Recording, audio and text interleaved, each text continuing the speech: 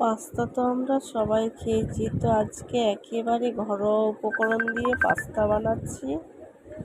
তো পাস্তাটা কড়াইয়ের মধ্যে জল আর নুন দিয়ে সেদ্ধ করতে দিয়ে দিলাম। এবারে আলুটা কেটে নুন মাখিয়ে রেখে দিলাম। পাস্তাটা এদিকে সেদ্ধ হয়ে গেল, তো একটা ঝুড়ির মধ্যে ঢেলে নিলাম। কড়াইতে তেল দিয়ে আলুটা ভালো করে লাল লাল করে ভেজে নিয়ে ভালো করে লাল লাল করে ভেজে নেব। ভেজে নিয়ে দুটো ডিম এবারে দুটো ডিমটাকে ফাটিয়ে নিয়েছি বাটির মধ্যে নুন দিয়ে ফেটিয়ে নিয়ে এবারে আলুর মধ্যে ঢেলে দিলাম।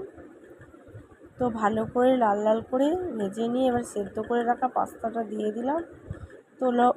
তো ভালোভাবে নেড়ে চেড়ে আলুর সঙ্গে মিশিয়ে নিয়ে এবারে এই যে টমেটো সস দিয়ে দিলাম।